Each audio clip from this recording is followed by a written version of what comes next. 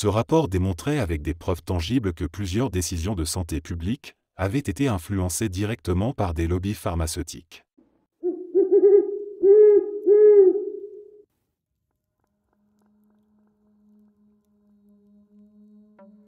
L'histoire de l'amiante en France est l'une des plus grandes tragédies sanitaires de l'histoire moderne. Elle débute dans les années 1950, lorsque ce matériau est massivement utilisé dans l'industrie et la construction. Connu pour sa résistance exceptionnelle à la chaleur et son faible coût, l'amiante est présent partout, dans les bâtiments publics, les écoles, les hôpitaux et même les habitations privées. Mais derrière cette popularité se cachait un secret mortel. Dès les années 1960, des études scientifiques mettent en évidence les dangers de l'amiante pour la santé humaine. Les fibres microscopiques de ce matériau, lorsqu'inhalées, provoquent des maladies graves, cancer du poumon, mésothéliome, une forme rare de cancer, et asbestose, une maladie respiratoire invalidante. Ces maladies apparaissent souvent des décennies après l'exposition, rendant leur lien avec l'amiante difficile à prouver dans un premier temps. Malgré ces découvertes alarmantes, l'industrie de l'amiante, soutenue par des lobbies puissants, mène une campagne agressive pour minimiser les risques. Des experts sont payés pour produire des études rassurantes et des responsables politiques ferment les yeux sur les preuves croissantes. Pendant ce temps, des milliers de travailleurs continuent d'être exposés quotidiennement dans les usines, les chantiers et même les bureaux. En 1995, le scandale éclate enfin au grand jour.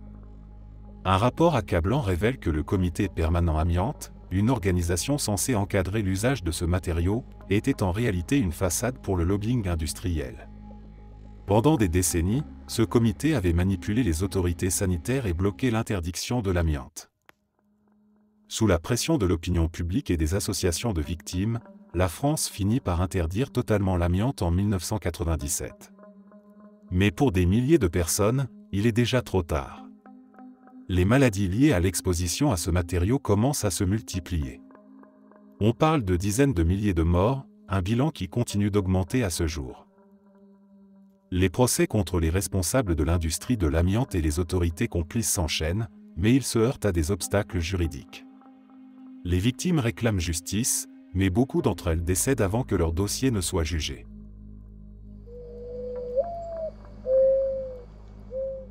L'affaire du sang contaminé est l'une des pages les plus sombres de l'histoire de la santé publique en France. Elle commence dans les années 1980, à une époque où le VIH, découvert seulement quelques années auparavant, suscite une peur mondiale. À cette époque, les transfusions sanguines sont courantes et représentent souvent la seule solution pour sauver des vies. Cependant, elles deviennent une source involontaire de contamination par le virus du sida. Revenons au contexte. Dans les années 1983 à 1984, les autorités de santé et les centres de transfusion sanguine français sont informés que le VIH peut se transmettre via le sang. Aux États-Unis, des tests de dépistage commencent à être utilisés pour sécuriser les dons de sang. Mais en France, l'adoption de ces tests tarde étrangement. Entre-temps, des produits sanguins contaminés continuent d'être distribués, en particulier des lots de plasma destinés aux hémophiles. La situation prend une tournure dramatique lorsque des médecins, des journalistes et des militants commencent à tirer la sonnette d'alarme.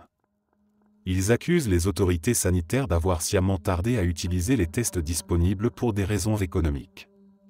Les tests américains coûtent cher, et la priorité semble être donnée à une solution maison, fabriquée par une entreprise française, mais pas encore au point. Entre 1984 et 1985, des centaines de patients sont contaminés par le VIH à la suite de transfusions sanguines. Parmi eux, des hémophiles, des enfants et des patients ayant subi des interventions chirurgicales. L'indignation monte lorsque des documents internes commencent à fuiter. Ils révèlent que des responsables au sein du ministère de la Santé et du Centre national de transfusion sanguine étaient parfaitement conscients des risques, mais ont choisi de ne pas agir immédiatement. En 1991, l'affaire devient publique grâce à des révélations médiatiques. Les familles des victimes se mobilisent et déposent plainte. Les premiers procès commencent quelques années plus tard, et ils dévoilent l'ampleur du scandale. Plusieurs figures clés, dont le directeur du CNTS et l'ancien ministre de la Santé Edmond Hervé, sont accusés d'avoir permis la distribution de produits contaminés en toute connaissance de cause. Le jugement final, rendu dans les années 1990, aboutit à des condamnations, mais beaucoup jugent les sanctions insuffisantes. Si certains responsables écopent de peines de prison, d'autres sont relaxés ou bénéficient de peines symboliques. Pour les familles des victimes, la douleur est immense, et l'impression d'une justice incomplète persiste.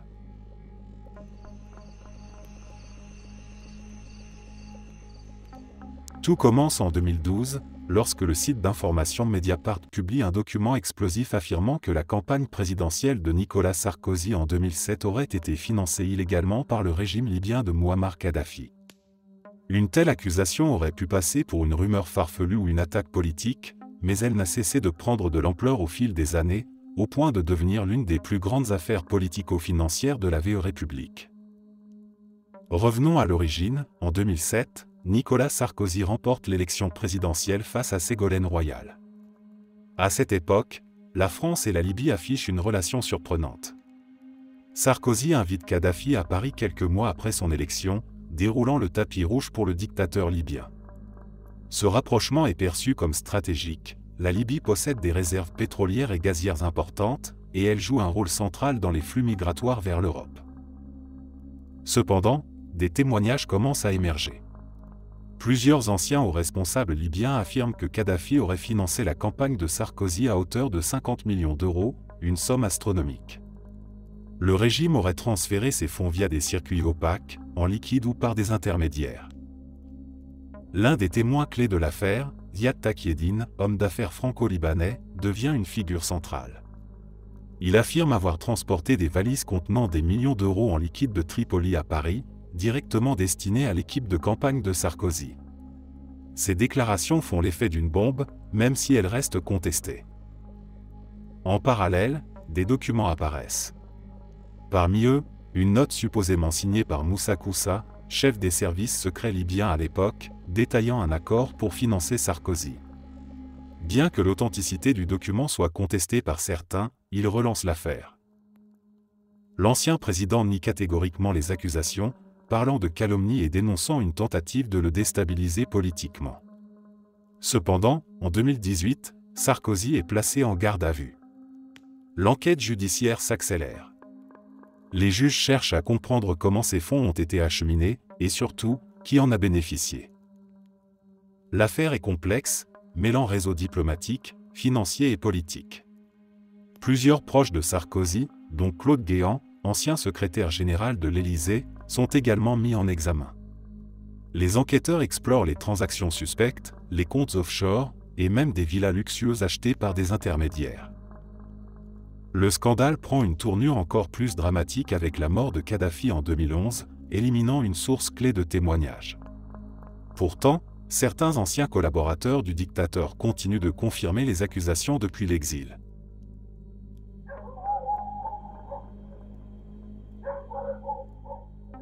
L'été 2018 aurait pu être une période calme pour le gouvernement Macron, mais un scandale inédit est venu tout bouleverser, l'affaire Alexandre Benalla.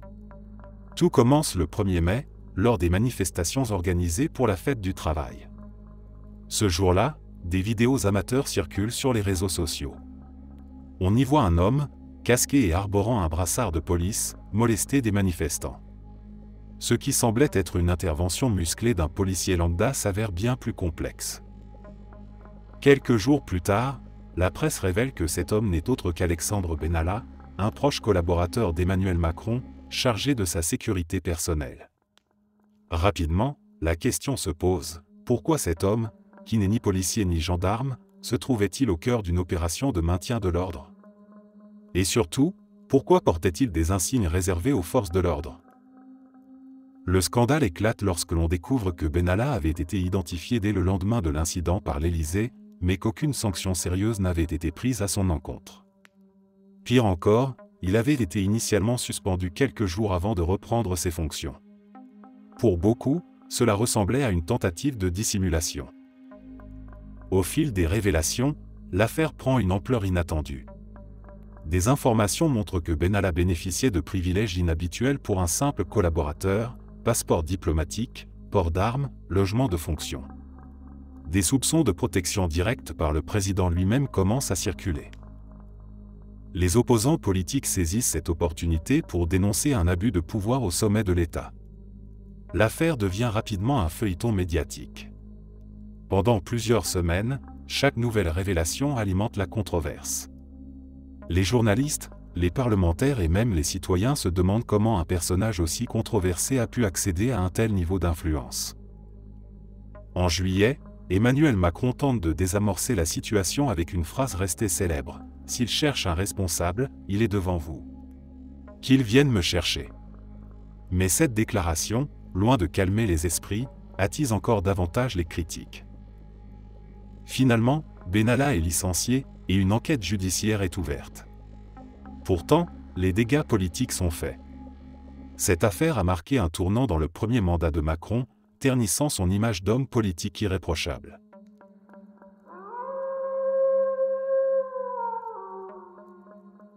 Tout a commencé par une série d'articles publiés en juillet 2021 par un consortium de journalistes provenant de plusieurs médias internationaux, regroupés sous l'organisation Forbidden Stories.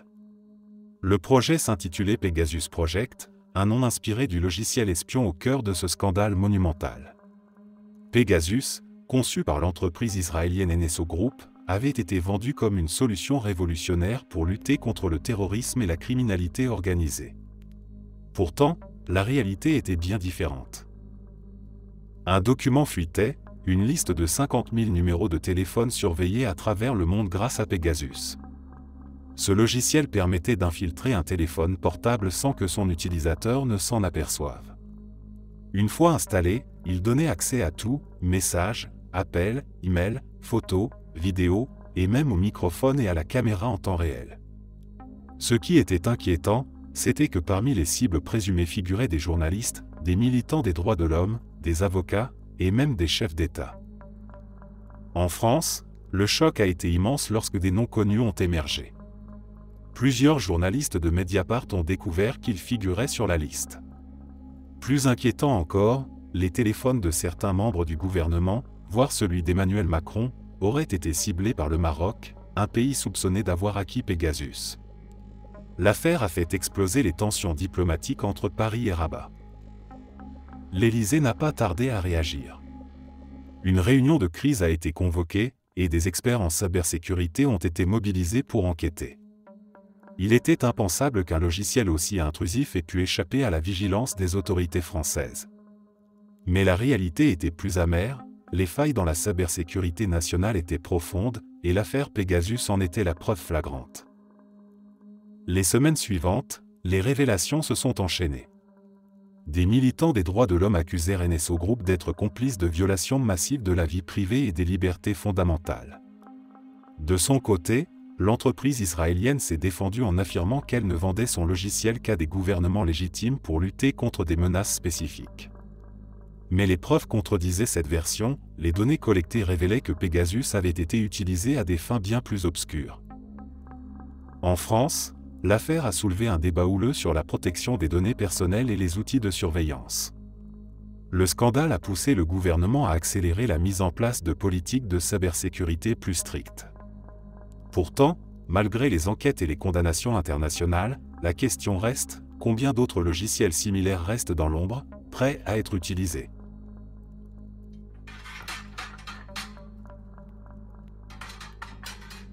Si on remonte au tout début de la pandémie, rappelez-vous le message officiel, les masques ne sont pas nécessaires pour le grand public.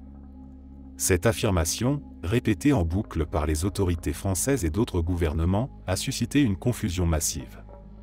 Pourtant, quelques mois plus tard, le discours changeait radicalement, les masques devenaient une arme essentielle contre la propagation du virus. Alors, que s'était-il passé entre-temps?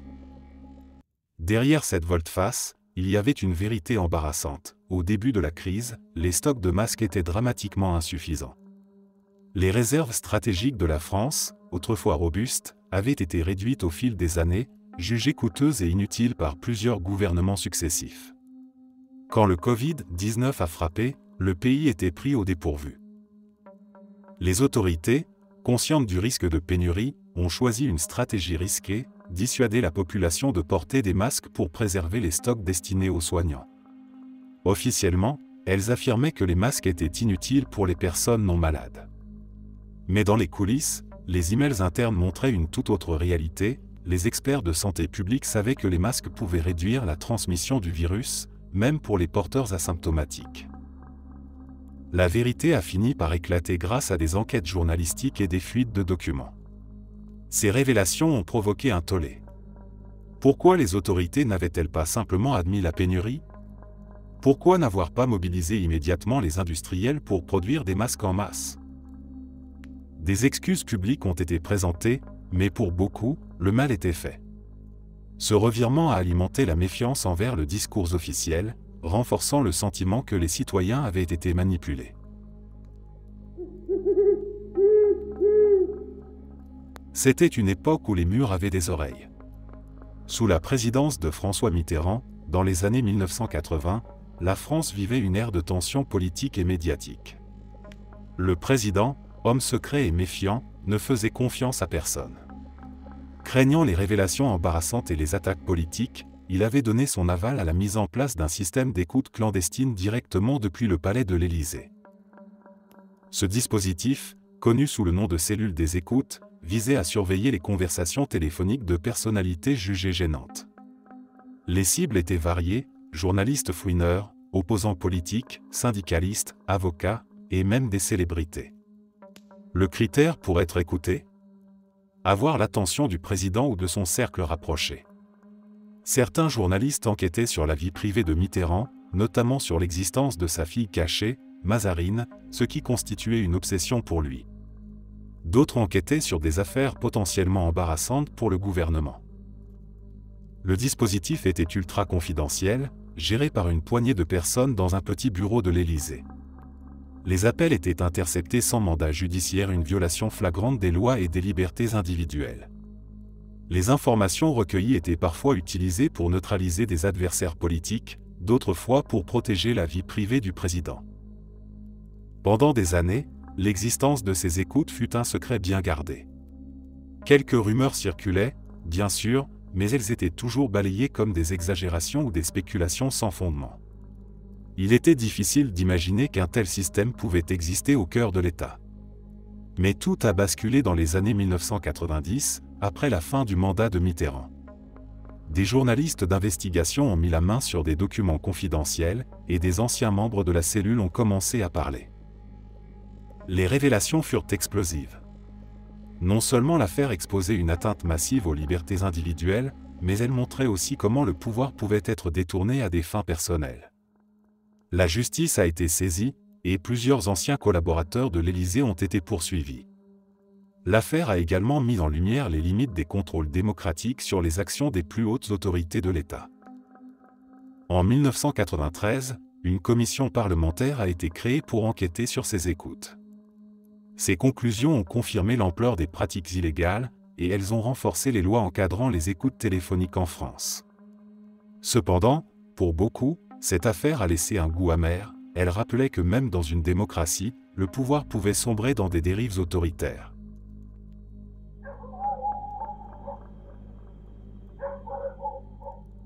Il faut remonter aux années 1960 pour comprendre cette histoire. La France, voulant affirmer son statut de grande puissance mondiale, avait besoin de développer son arsenal nucléaire. Après plusieurs essais en Algérie, elle se tourne vers une autre région sous son contrôle, la Polynésie française, un ensemble d'îles paradisiaques perdues dans l'immensité du Pacifique. C'était l'endroit idéal, selon les décideurs de l'époque, loin des regards et des critiques internationales. En 1966, les premiers essais nucléaires débutèrent sur l'atoll de Moruroa. Pendant 30 ans, la France y a mené 193 essais, dont 41 atmosphériques. À l'époque, le gouvernement affirmait que ces tests étaient parfaitement sûrs. On disait aux habitants locaux qu'il n'y avait aucun risque pour leur santé ni pour l'environnement. Ces derniers, souvent mal informés et marginalisés, avaient peu de moyens de contester les décisions prises depuis Paris. Pourtant, des signes inquiétants apparaissaient déjà, des poissons morts, des maladies inhabituelles et une augmentation des cas de cancer. Les premières voix critiques se firent entendre dans les années 1970. Greenpeace, entre autres, dénonçait les essais et organisait des manifestations spectaculaires, comme le célèbre voyage du Rainbow Warrior. Malgré ces pressions, les autorités françaises maintenaient leur discours, tout était sous contrôle. Pourtant, des scientifiques indépendants commencèrent à collecter des données. Ils révélèrent des traces de contamination radioactive bien au-delà des zones de test. Le point de bascule arriva dans les années 1990, lorsque des documents confidentiels furent divulgués. Ils montraient que les autorités françaises connaissaient depuis longtemps les risques, mais avaient choisi de les minimiser pour poursuivre leurs objectifs militaires. Ces révélations provoquèrent un tollé. En 1996, sous la pression internationale et locale, Jacques Chirac annonça la fin des essais nucléaires. Mais les dégâts étaient déjà faits. Les conséquences pour les populations locales furent dramatiques. De nombreuses familles polynésiennes furent touchées par des maladies graves, notamment des cancers de la thyroïde. Les terres et les lagons furent contaminés, rendant certaines zones inhabitables pour des générations. Les revendications de justice et de compensation ne tardèrent pas à émerger. Il fallut attendre 2010 pour que la France adopte une loi permettant d'indemniser les victimes des essais nucléaires. Mais même cette loi fut critiquée pour ses critères restrictifs, qui excluaient de nombreux cas. En 2021, de nouvelles études ont révélé que l'impact des essais avait été largement sous-estimé, relançant le débat.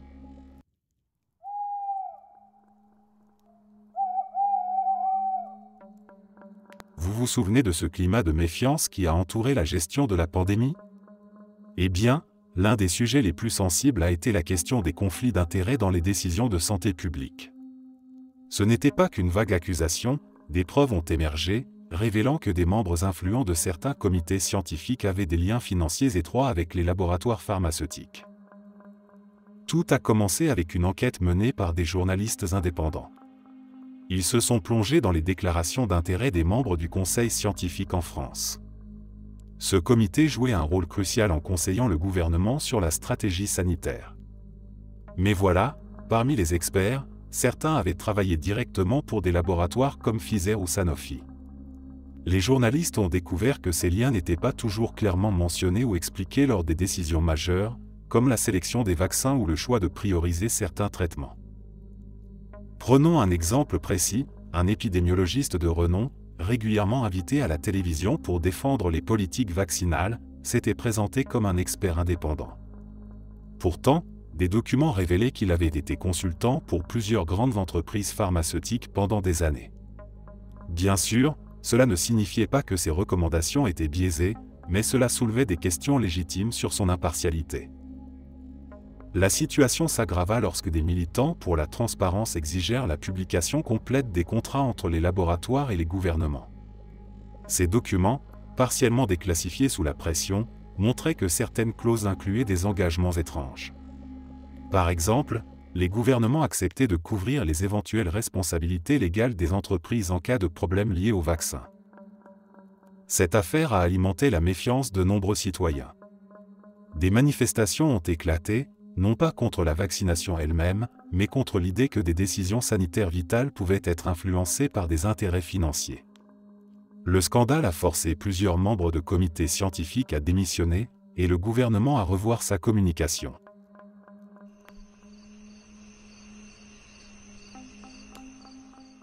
Depuis les années 2010, plusieurs révélations sur la surveillance illégale menée par la Direction générale de la sécurité intérieure ont mis en lumière un côté obscur des services de renseignement français. Si ces organismes sont censés protéger la population contre des menaces comme le terrorisme, certains de leurs agissements ont dépassé ce cadre et soulevé des questions sur la protection des libertés fondamentales. En 2015, l'Hexagone est secoué par une vague d'attentats terroristes sans précédent. Dans ce climat de peur, le gouvernement adopte plusieurs lois renforçant les pouvoirs des services de renseignement. La loi renseignement de 2015, surnommée par ses détracteurs Patriot Act à la française, permet notamment la surveillance massive des communications électroniques. À l'époque, peu de voix s'élèvent contre cette mesure, considérée comme nécessaire face à la menace djihadiste. Cependant, au fil des années, des abus commencent à émerger. En 2018, des journalistes révèlent que la DGSI aurait utilisé ces nouveaux outils de surveillance non pas pour prévenir des attentats, mais pour espionner des militants écologistes, des syndicalistes et même des journalistes d'investigation. L'affaire fait grand bruit lorsque des journalistes de Mediapart découvrent que leurs communications ont été interceptées. Leur tort ? Avoir publié des enquêtes sensibles sur des personnalités politiques et des grandes entreprises françaises. La situation devient encore plus préoccupante en 2020, lorsqu'un ancien agent de la DGSI, sous couvert d'anonymat, décide de parler. Dans un témoignage choc, il explique comment certains outils de surveillance, initialement prévus pour cibler des individus dangereux, ont été utilisés pour surveiller des citoyens engagés dans des luttes sociales ou environnementales. Il raconte des exemples précis, un syndicaliste suivi pendant plusieurs mois, un militant antinucléaire dont les déplacements étaient traqués, ou encore un journaliste harcelé après une enquête sur des abus policiers. Ces révélations provoquent un tollé. Les associations de défense des droits humains dénoncent un état de surveillance et demandent des comptes au gouvernement. La DGSI, pour sa part, reste silencieuse. Le scandale pousse même certains députés à réclamer une révision des lois sur le renseignement, mais les résultats sont maigres. En parallèle, des citoyens touchés par cette surveillance illégale engagent des poursuites judiciaires contre l'État. Cependant, ces affaires se heurtent souvent à un mur, car les activités des services de renseignement sont protégées par le secret défense. Cela alimente un sentiment d'impunité parmi les détracteurs de ces pratiques.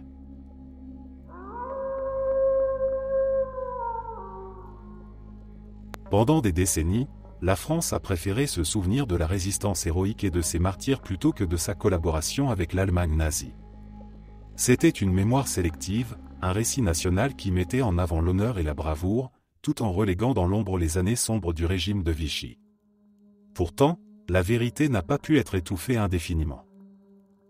Lorsque la France a été envahie par l'Allemagne en 1940, le maréchal Philippe Pétain a pris les rênes d'un régime qui choisit la voie de la collaboration avec l'occupant. Basée à Vichy, cette administration n'était pas simplement soumise à l'Allemagne nazie, elle était activement engagée dans des politiques anti-juives et répressives. Sous la direction de Pétain et de son Premier ministre, Pierre Laval, le régime a adopté des lois excluant les juifs de la fonction publique, des médias et des écoles. Ces mesures allaient bien au-delà de ce que les Allemands exigeaient. Mais la collaboration ne s'est pas arrêtée là. En 1942, Vichy a commencé à participer activement à la déportation des Juifs vers les camps de la mort. Les tristement célèbres rafles, comme celle du Vel d'Achivé à Paris, furent menées par la police française, qui arrêta des milliers de Juifs, y compris des enfants. Ces familles furent entassées dans des conditions inhumaines avant d'être envoyées vers Auschwitz. Les autorités de Vichy ne faisaient pas que céder à la pression allemande, elles mettaient un zèle particulier à exécuter ces tâches. Pendant longtemps, cette réalité a été mise de côté. Après la guerre, beaucoup voulaient tourner la page. Les gouvernements successifs ont entretenu le mythe d'une France presque exclusivement résistante, avec De Gaulle comme figure de proue. Cependant, les historiens et les journalistes ont progressivement dévoilé l'ampleur de la collaboration. Des témoignages d'anciens résistants, des survivants de la Shoah, et des documents d'archives ont révélé une vérité plus complexe, une partie de la France avait trahi ses propres citoyens. Ce processus de reconnaissance a été lent et douloureux. Ce n'est qu'en 1995, lors d'un discours historique, que Jacques Chirac, alors président, reconnut officiellement la responsabilité de l'État français dans la déportation des Juifs. Ce fut un moment charnière dans l'histoire de la mémoire nationale, mais aussi un déclencheur de débats passionnés. Certains considéraient cette reconnaissance comme nécessaire pour faire face au passé, tandis que d'autres la trouvaient injuste, arguant que Vichy ne représentait pas la vraie France. Depuis, les travaux des historiens et les commémorations publiques ont contribué à une compréhension plus nuancée de cette période. Si la France peut être fière de sa résistance, elle doit aussi porter le poids de la collaboration. C'est un rappel que l'histoire d'un pays n'est jamais simple et qu'il faut parfois affronter les aspects les plus sombres pour avancer.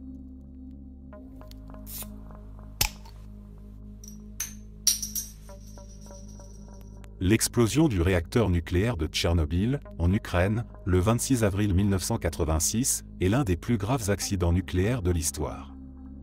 Si ses conséquences sanitaires et environnementales ont été désastreuses dans les régions proches, l'impact de cet événement s'est également fait sentir en France. Mais l'une des plus grandes controverses liées à cette catastrophe n'est pas seulement la radioactivité elle-même, mais la gestion de l'information par les autorités françaises. Quelques jours après l'accident, le nuage radioactif commence à se propager à travers l'Europe. En Allemagne, en Suisse et en Italie, les gouvernements prennent des mesures pour limiter l'exposition de leur population, interdiction de consommer certains aliments, restrictions sur les activités en extérieur, et surveillance accrue des niveaux de radiation. En France, cependant, les autorités affirment que le nuage s'est arrêté à la frontière. Cette déclaration, reprise par les médias, devient presque une plaisanterie cynique des années plus tard. Pourquoi une telle minimisation ? À l'époque, l'industrie nucléaire française est au cœur de la stratégie énergétique nationale. Reconnaître un danger lié à la radioactivité aurait pu semer la panique et remettre en question la confiance dans le nucléaire civil. Les responsables affirment donc que les niveaux de radiation sont sans danger, malgré les preuves contraires provenant d'autres pays. Des années plus tard, des études montrent que plusieurs régions françaises, notamment la Corse et l'Est du pays, ont été exposées à des doses significatives de radioactivité. Les sols, les cultures, et même l'eau potable ont été contaminés. Certains produits alimentaires, comme les légumes-feuilles et le lait, présentaient des niveaux de contamination alarmants, mais aucune mesure n'a été prise pour protéger la population. Les conséquences sanitaires commencent à apparaître au fil des ans, une augmentation des cas de cancer de la thyroïde, en particulier dans les régions les plus touchées. Les associations de victimes se mobilisent, mais les autorités françaises continuent de minimiser l'impact de Tchernobyl sur la santé publique. Pendant des décennies, les gouvernements successifs refusent de reconnaître officiellement un lien entre le nuage radioactif et ses problèmes de santé. Ce n'est qu'au début des années 2000 que des documents déclassifiés et des enquêtes indépendantes révèlent l'ampleur de la désinformation orchestrée à l'époque. Les scientifiques et militants qui avaient tenté d'alerter sur les risques sont réhabilités, mais pour beaucoup, le mal est fait. L'affaire du nuage de Tchernobyl reste un exemple frappant de la manière dont la vérité peut être occultée au nom d'intérêts économiques ou politiques.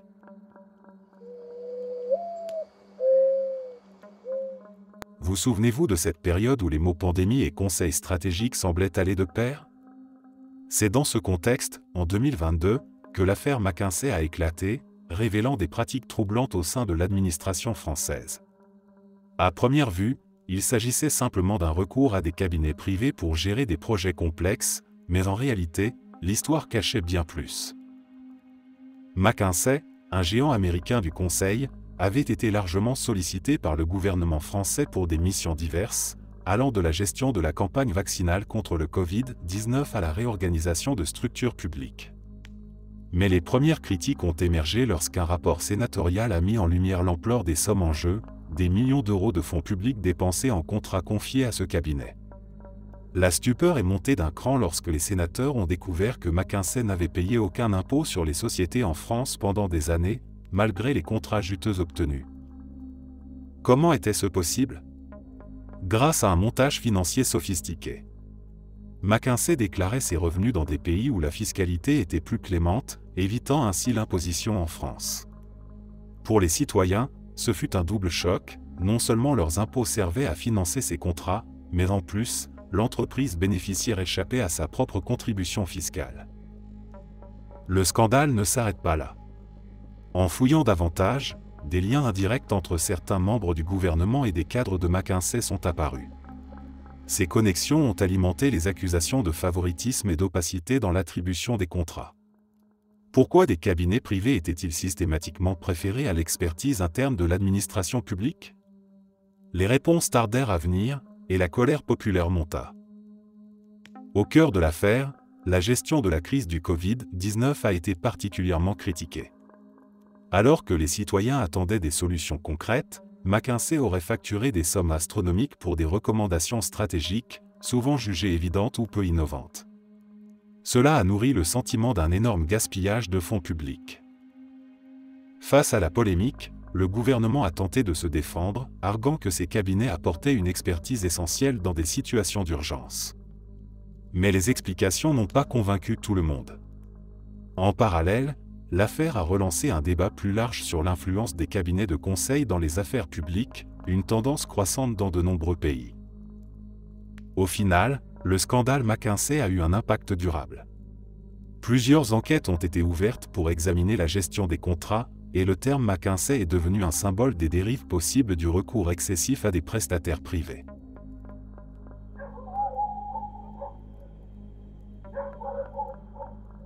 C'est une histoire qui commence loin des projecteurs, dans les villages reculés d'Afrique subsaharienne, où la pauvreté et le manque d'accès aux soins sont une réalité quotidienne.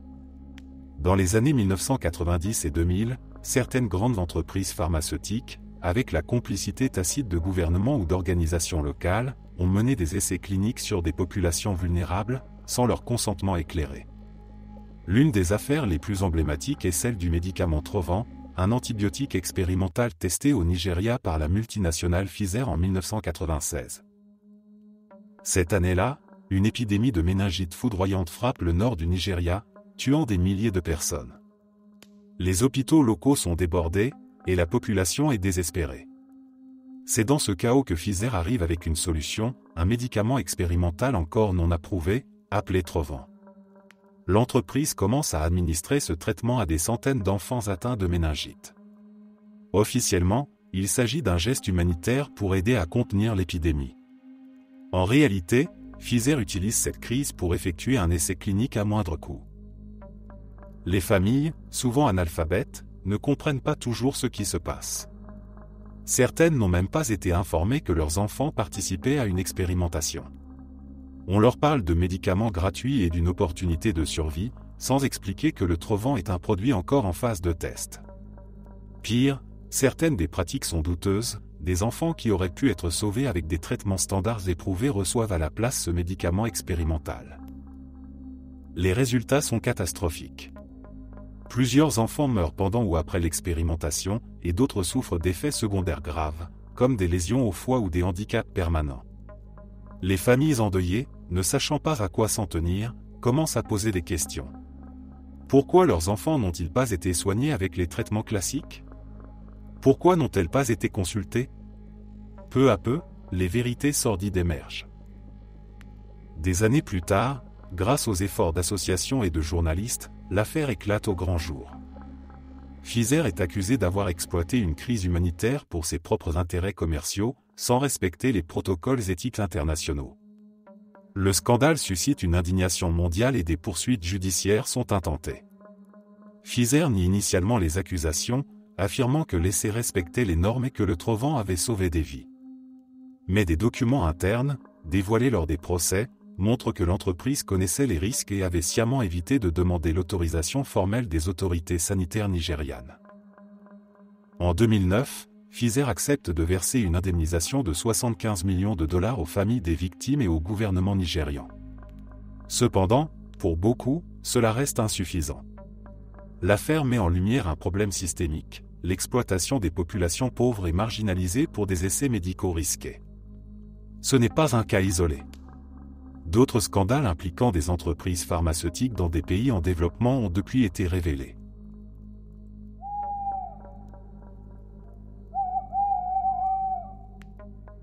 Les années 1990 en France furent une période de révélations explosives sur le monde opaque du financement politique. Pendant des décennies, les campagnes électorales et la gestion des partis avaient été un terrain fertile pour des pratiques douteuses, enveloppes en liquide, contrats publics surfacturés et rétrocommissions dissimulées. L'affaire Elf, l'un des plus grands scandales politico-financiers de la VE République, éclaire particulièrement bien ces méthodes. Elf Aquitaine, une entreprise pétrolière publique française à l'époque, jouait un rôle clé dans l'économie française, mais aussi dans la diplomatie secrète. Officiellement, Elf était un fleuron industriel. Officieusement, elle servait de caisse noire pour financer des campagnes politiques, corrompre des dirigeants étrangers et alimenter un réseau d'influence. Tout cela se déroulait sous le regard complice ou au moins permissif de hauts responsables politiques. L'affaire éclate au grand jour en 1994, lorsqu'une enquête sur un détournement de fonds au sein d'Elf révèle l'existence d'un système sophistiqué de corruption et de financement illégal. Une partie des bénéfices de la société, générés notamment par des contrats pétroliers en Afrique, étaient détournés via des sociétés écrans. Ces fonds servaient ensuite à alimenter des caisses noires. L'argent était redistribué à des dirigeants africains pour garantir l'accès aux ressources naturelles, ou bien retourné en France pour financer discrètement des partis politiques, principalement ceux proches du pouvoir. Au cœur de ce système, on retrouve des figures clés comme Loïc Le Floch-Prigent, PDG d'Elf, et Alfred Sirven, directeur des affaires générales. Le Floch-Prigent, charismatique et intelligent, était un fin stratège, tandis que Sirven, surnommé le Parrain, gérait les aspects les plus sensibles du réseau. Leur organisation fonctionnait presque comme une mafia, discrétion absolue, relations bien placées, et un silence imposé à quiconque menaçait de parler. Mais l'édifice commença à s'effondrer lorsque des dissensions internes et des erreurs firent surface. Une série de procès au début des années 2000 révéla des détails stupéfiants, détournement de centaines de millions d'euros, propriétés luxueuses achetées avec des fonds publics, et des intermédiaires internationaux aux rôles obscurs. Parmi les bénéficiaires de ce système, des personnalités politiques françaises furent pointées du doigt, bien que peu d'entre elles furent réellement inquiétées par la justice. Les conséquences de l'affaire furent à la fois judiciaires et politiques. Le Floch-Prigent et Sirven furent condamnés à des peines de prison, de même que plusieurs autres cadres de la société. Elf fut privatisée et intégrée à Total, mettant fin à son rôle de banque parallèle du pouvoir. Cependant, l'affaire laissa un goût amer.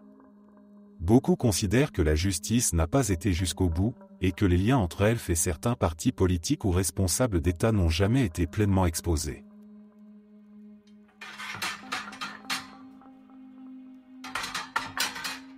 Lorsque les premières doses de vaccins contre le Covid-19 ont été administrées fin 2020, le monde entier retenait son souffle.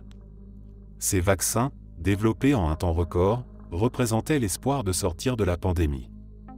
Mais rapidement, des témoignages isolés ont commencé à faire surface, évoquant des effets secondaires graves.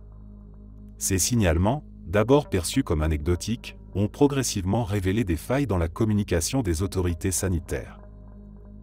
Prenons le cas d'AstraZeneca.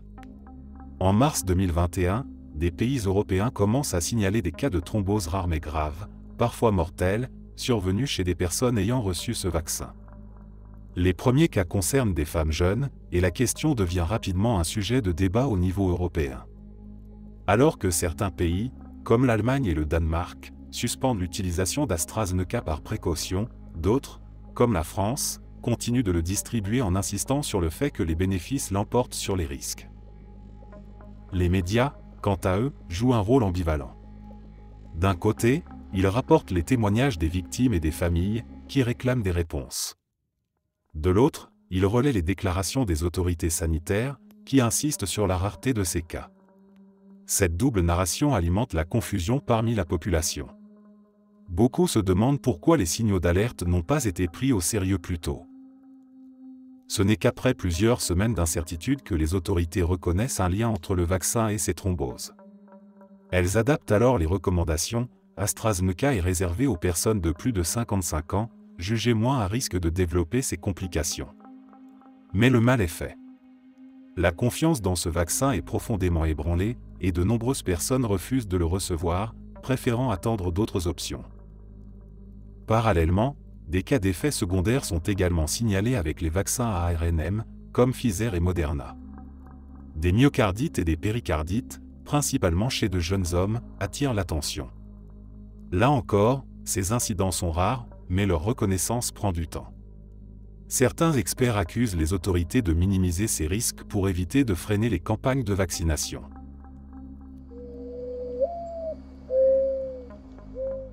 En 2014, un étrange balai aérien se met à inquiéter la France. Des drones non identifiés survolent une quinzaine de centrales nucléaires sur tout le territoire. Le phénomène, coordonné et simultané, défie les services de sécurité. Qui contrôle ces engins? Pourquoi survoler des installations aussi sensibles? Les autorités restent muettes, et très vite, la théorie du complot commence à se répandre dans l'opinion publique. Tout commence en octobre 2014, lorsque des agents de sécurité rapportent avoir observé des drones s'approcher des centrales de Gravelines, de Dampierre, et même de la centrale de Nogent-sur-Seine, proche de Paris. Ces installations, stratégiques pour la production d'électricité en France, sont également des cibles potentielles en cas d'attaque terroriste. À l'époque, la menace terroriste est prise très au sérieux, et ces intrusions sont immédiatement signalées à l'autorité de sûreté nucléaire et aux forces de l'ordre. Mais ces drones posent un problème inédit. Ils sont petits, rapide et difficilement détectable par les radars. Pire encore, personne ne revendique ces survols. Les autorités évoquent d'abord des amateurs ou des militants écologistes cherchant à alerter sur les dangers du nucléaire. Greenpeace, souvent associé à des actions spectaculaires, dément toute implication. Pourtant, la précision et la coordination des vols laissent penser à une opération bien planifiée, peut-être orchestrée par une organisation professionnelle. Pendant plusieurs semaines, les médias relaient des hypothèses allant des tests menés par des puissances étrangères à des actes de reconnaissance pour une éventuelle attaque. Les citoyens, eux, s'inquiètent, si ces drones peuvent s'approcher sans être interceptés, qu'est-ce qui empêche un groupe malveillant de les utiliser pour causer des dégâts? Malgré la mobilisation des gendarmes et de l'armée, aucun des pilotes de drones n'est arrêté. Les enquêtes menées à l'époque aboutissent à peu de résultats concrets, et le mystère s'épaissit. Une part d'ombre persiste sur la réelle portée de ces opérations. S'agissait-il de tests pour évaluer les failles de sécurité, ou d'une simple provocation? Certains documents confidentiels, divulgués plus tard, suggèrent que des entreprises de sécurité privées auraient pu être impliquées dans ces survols, dans le cadre d'exercices secrets, mais ces affirmations restent non confirmées. En réponse à ces événements, la France renforce la sécurité autour de ses centrales nucléaires. Des systèmes anti-drones, comme des brouilleurs de signal et des dispositifs de neutralisation, sont installés. Pourtant, le doute subsiste, pourquoi les autorités n'ont-elles pas communiqué plus clairement sur ces incidents? Certaines voix accusent l'État de minimiser l'affaire pour éviter une panique généralisée ou pour masquer des failles sécuritaires importantes.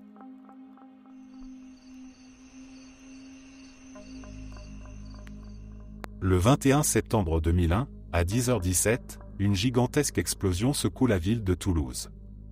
L'usine chimique AZF, spécialisée dans la production de nitrates pour l'agriculture, est réduite en poussière. La déflagration est d'une telle intensité qu'elle cause la mort de 31 personnes, en blesse plus de 2500, et détruit des milliers de bâtiments dans un rayon de plusieurs kilomètres. Les habitants, sous le choc, se posent immédiatement une question: que s'est-il passé? Officiellement, la thèse avancée est celle d'un accident. Une erreur humaine ou un problème technique aurait provoqué l'explosion d'un stock de nitrate d'ammonium entreposé sur le site. Mais dès les premiers jours, des zones d'ombre apparaissent dans l'enquête. Les débris de l'usine sont rapidement déblayés, parfois au mépris des procédures qui devraient garantir la conservation des preuves. Des experts indépendants et des associations de victimes pointent du doigt des incohérences dans les conclusions officielles. Certains survivants et témoins rapportent avoir entendu 2 explosions distinctes ce jour-là, une thèse écartée par les enquêteurs. D'autres s'interrogent sur le niveau de sécurité du site, alors qu'il était situé à proximité d'une grande zone urbaine. Les habitants évoquent aussi l'hypothèse d'un sabotage ou d'une attaque terroriste, d'autant plus que l'explosion survient seulement 10 jours après les attentats du 11 septembre 2001 aux États-Unis. Pourtant, cette piste est rapidement mise de côté, aux grandes dames de nombreux Toulousains qui ressentent une impression de précipitation dans les conclusions. Le groupe Total, propriétaire de l'usine, adopte une position défensive. Il soutient que l'explosion résulte d'une négligence ou d'une erreur humaine, mais nie toute responsabilité liée à des failles dans la gestion du site. Des procès s'ouvrent dans les années qui suivent, mais ils sont marqués par des retournements incessants. En 2009, Serge Biclin, le directeur de l'usine, et le groupe Total sont acquittés, faute de preuves suffisantes. Mais en 2017, après un long parcours judiciaire, la Cour de cassation condamne finalement Biclin et Total pour homicides involontaires, affirmant que les manquements dans la gestion des produits chimiques avaient favorisé l'accident. Malgré cette décision, les zones d'ombre persistent. Plusieurs experts indépendants continuent de critiquer le manque de rigueur dans l'enquête initiale, affirmant que des éléments cruciaux n'ont jamais été étudiés en profondeur. Certains évoquent même des pressions pour minimiser l'affaire et protéger des intérêts économiques, car une reconnaissance de la responsabilité de Total aurait pu avoir des conséquences financières colossales. Les associations de victimes, elles, se battent encore pour obtenir des réponses plus claires. Pour les habitants de Toulouse, l'explosion d'AZF reste une plaie ouverte. Au-delà des dégâts matériels et des vies perdues, l'affaire symbolise pour beaucoup un échec de la justice et une illustration des failles du système industriel français.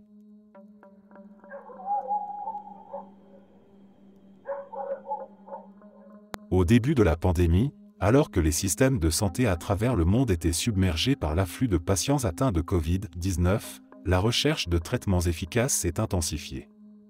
Cependant, cette quête s'est rapidement retrouvée au cœur de polémiques. Tandis que la communauté scientifique se concentrait sur des solutions innovantes comme les vaccins, de nombreux médecins et chercheurs indépendants ont tenté de promouvoir des traitements complémentaires pour les formes légères de la maladie. Pourtant, leurs propositions ont souvent été ignorées ou dénigrées. Un exemple emblématique est celui des débats autour de l'utilisation de la vitamine D, du zinc et d'autres approches préventives. Dès 2020, plusieurs études suggéraient que des niveaux adéquats de vitamine D pouvaient réduire la gravité des symptômes du Covid-19. Des médecins généralistes ont alors commencé à prescrire des suppléments à leurs patients pour renforcer leur système immunitaire.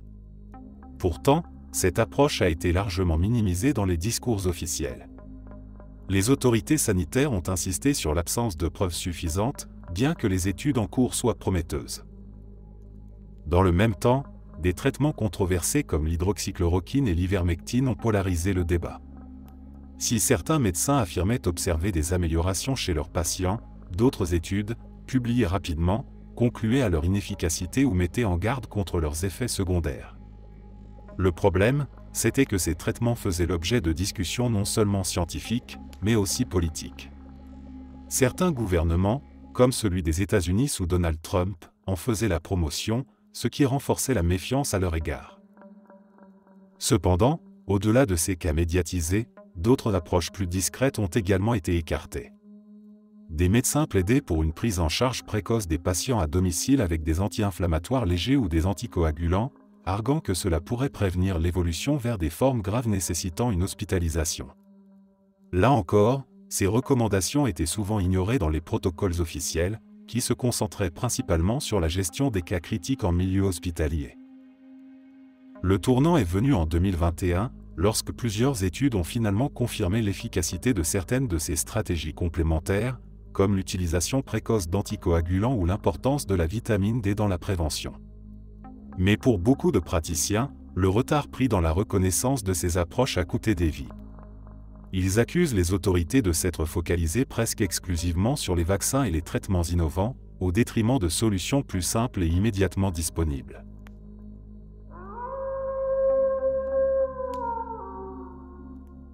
Pendant la Seconde Guerre mondiale, sous l'occupation allemande, le régime de Vichy instaura le service du travail obligatoire, STO, une mesure imposant à de jeunes Français de partir travailler en Allemagne pour soutenir l'effort de guerre nazi. À première vue, cela semblait une loterie cruelle mais équitable. Les autorités prétendaient que chaque commune devait envoyer un nombre précis de travailleurs, choisis de manière neutre parmi les jeunes hommes en âge de partir. Mais derrière cette façade se cachait une réalité bien plus sombre. Imaginez une petite ville de province en 1943. Les familles s'inquiétaient des départs forcés. Chaque mois, les autorités locales publiaient des listes de noms, et les jeunes sélectionnés devaient se rendre dans des camps de transit avant d'être envoyés en Allemagne. Officiellement, personne n'était privilégié. Mais à mesure que le temps passait, certains commencèrent à remarquer des anomalies. Les fils de notables semblaient rarement partir. Des commerçants bien connectés obtenaient des exemptions pour leurs enfants. En revanche, les enfants d'ouvriers, de paysans, ou de ceux soupçonnés de sympathie résistante figuraient étrangement plus souvent sur ces listes. Ces soupçons se confirmèrent bien après la guerre, lorsque des archives furent ouvertes et des témoignages recueillis. Des préfets et des maires avaient en réalité le pouvoir d'ajuster ces listes selon leurs propres intérêts. Certains échangeaient des exemptions contre des pots de vin ou des faveurs politiques. D'autres se montraient zélés dans l'application des quotas pour démontrer leur loyauté envers l'Allemagne. Et bien sûr, les résistants présumés ou leurs familles étaient particulièrement visés. C'était une manière de les punir ou de les neutraliser sans avoir à passer par une arrestation officielle. Pour les familles des victimes du STO, cette trahison fut une double peine. Non seulement leurs enfants furent envoyés de force dans des usines allemandes, où les conditions étaient souvent proches de l'esclavage, mais ils durent aussi affronter l'amère vérité que cette injustice avait été facilitée par leurs propres concitoyens.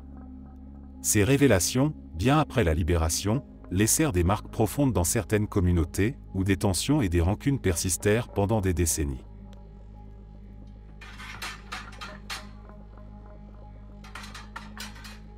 C'était une guerre difficile, sale, et souvent oubliée, la guerre d'Indochine, menée par la France entre 1946 et 1954.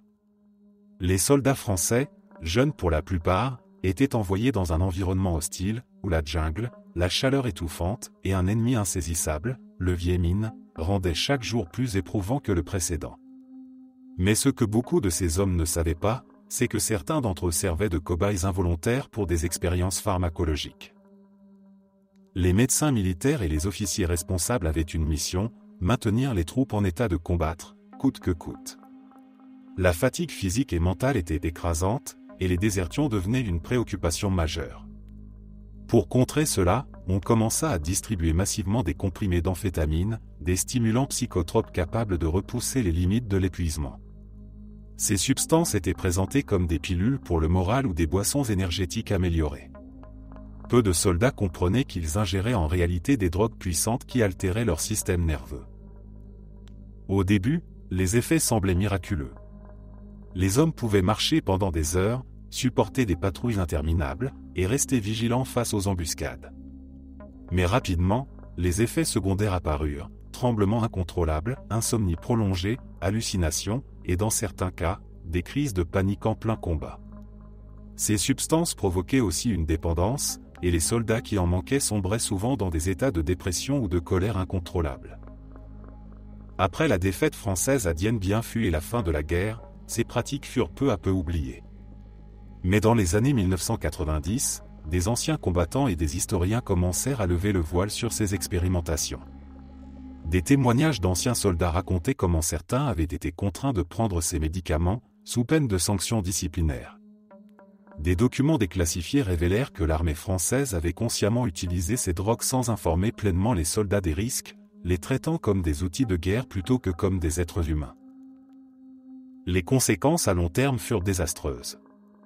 De nombreux vétérans, déjà marqués par les horreurs de la guerre, rentrèrent en France avec des dépendances graves et des troubles psychologiques. Peu d'entre eux reçurent l'aide dont ils avaient besoin, et beaucoup sombrèrent dans l'oubli, incapables d'expliquer ou même de comprendre ce qui leur était arrivé.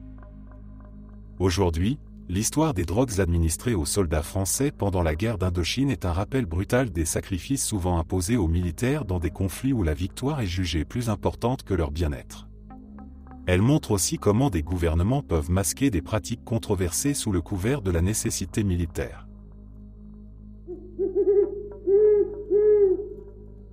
Des milliards d'euros de fonds publics dépensés pour sécuriser des vaccins contre le Covid-19, et pourtant, les termes de ces contrats, qui engagent des États entiers, restent cachés. C'est exactement ce qui s'est passé lorsque les gouvernements, en pleine urgence sanitaire, ont signé des accords avec des géants pharmaceutiques comme Pfizer, Moderna ou AstraZeneca. Ce qui aurait pu rester un simple secret bureaucratique a éclaté en scandale lorsqu'il est apparu que ces contrats contenaient des clauses surprenantes et des garanties étonnamment généreuses pour les laboratoires. Le point de départ remonte à la fin de l'année 2020, quand les premières doses de vaccins étaient sur le point d'être distribuées. La Commission européenne avait négocié, au nom des États membres, des milliards de doses pour une livraison rapide. Cependant, dès 2021, plusieurs eurodéputés ont commencé à poser des questions sur les conditions de ces achats. Quels étaient les prix exacts? Quels étaient les délais de livraison garantis? Et surtout, qui serait tenu responsable en cas d'effets secondaires graves? Malgré les demandes de transparence, les réponses tardent à venir. Les documents, lorsqu'ils sont enfin dévoilés sous la pression, sont largement caviardés, des pages entières noircies, rendant impossible la lecture des informations clés. Cela suscite des critiques croissantes de la part d'organisations comme Transparency International, qui dénoncent un manque de transparence flagrant. Les citoyens, qui financent ces vaccins via leurs impôts, se sentent tenus à l'écart des décisions. Mais ce n'est pas tout. Une enquête journalistique révèle un échange inhabituel entre la présidente de la Commission européenne, Ursula von der Leyen, et le PDG de Pfizer, Albert Bourla. Des SMS échangés entre eux avant la signature des contrats soulèvent des interrogations. Pourquoi ces discussions informelles, en dehors des canaux officiels? Bien que von der Leyen refuse de publier ces messages, leur existence alimente le soupçon d'un processus de négociation opaque. La controverse atteint un nouveau sommet lorsqu'il est révélé que certains laboratoires ont exigé des clauses les dégageant de toute responsabilité légale en cas d'effets secondaires graves liés au vaccin. Cela signifie que les gouvernements, et donc les contribuables, devraient prendre en charge les éventuelles poursuites judiciaires. Cette information, bien qu'expliquée par l'urgence de la situation, choque l'opinion publique.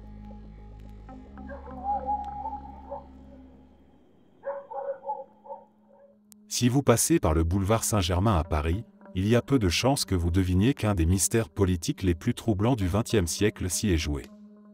Le 29 octobre 1965, Mehdi Ben Barka, figure politique marocaine de premier plan, disparaît en plein Paris, devant la célèbre brasserie Lip. Cet enlèvement, suivi d'un assassinat, est un acte de conspiration internationale impliquant des services secrets, des criminels et des politiques. Ben Barka, opposant au roi Hassan II et leader influent de la gauche marocaine, était une figure emblématique de la lutte anticoloniale.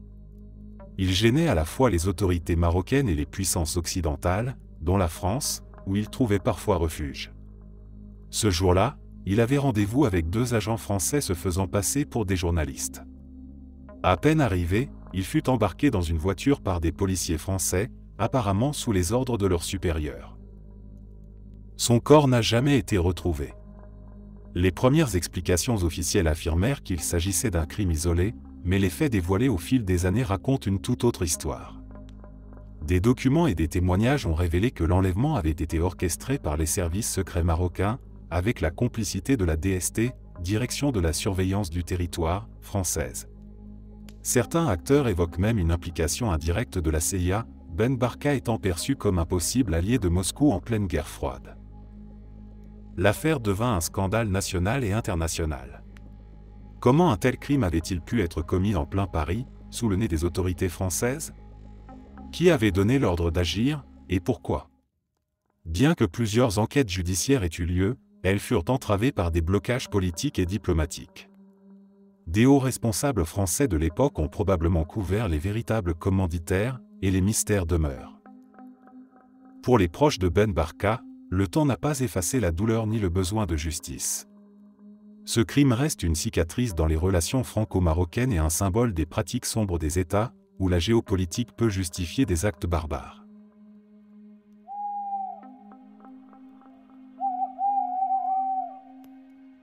Quand on regarde l'histoire des colonies françaises, il y a des chapitres qui donnent la nausée.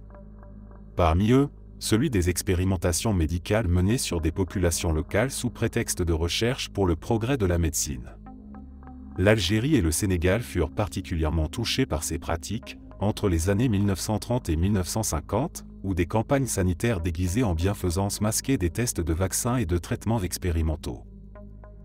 Prenons l'exemple de l'Algérie dans les années 1940. Sous prétexte de contrôler les épidémies de tuberculose, des médecins coloniaux étaient dépêchés dans des villages isolés. Là-bas, ils administraient des vaccins expérimentaux à des centaines de personnes, souvent sans leur expliquer ce qui se passait. Les villageois, pour la plupart analphabètes, pensaient qu'il s'agissait d'une aide médicale classique. Mais ces vaccins n'avaient pas encore été testés en laboratoire ou sur des populations volontaires. Les résultats furent parfois catastrophiques. Des enfants tombèrent malades, certains moururent, et d'autres développèrent des effets secondaires graves. Lorsque des voix commencèrent à s'élever pour dénoncer ces pratiques, elles furent systématiquement étouffées par l'administration coloniale. On accusait les détracteurs d'être des opposants à la modernisation ou des agitateurs anti-français. Un autre exemple se trouve au Sénégal, où des prisonniers étaient utilisés comme cobayes pour tester des traitements contre la lèpre. Ces hommes, privés de tout droit, n'avaient aucun moyen de refuser les injections qui leur étaient administrées. Les effets secondaires, allant de graves éruptions cutanées à des paralysies temporaires, étaient ignorés par les médecins, qui se contentaient de noter les résultats dans des rapports cliniques. Ce n'est qu'après l'indépendance de ces pays que ces pratiques furent réellement dénoncées. Des documents internes, ainsi que des témoignages de médecins repentis, révélèrent l'ampleur de ces expérimentations. Ces populations, déjà marginalisées par le système colonial, avaient servi de cobayes à des recherches qui auraient été jugées inacceptables en métropole.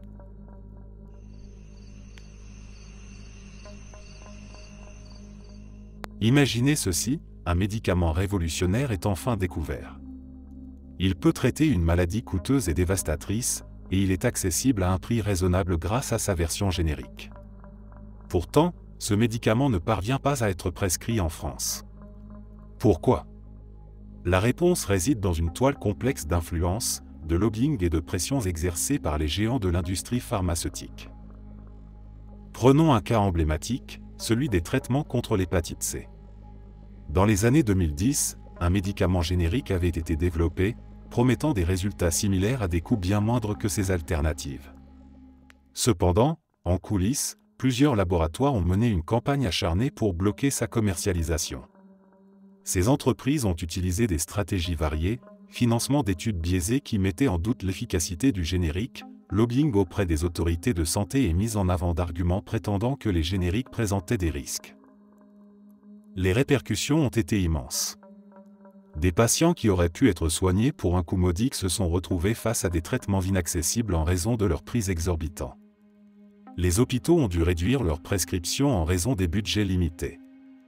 Pendant ce temps, les laboratoires continuaient d'engranger des milliards.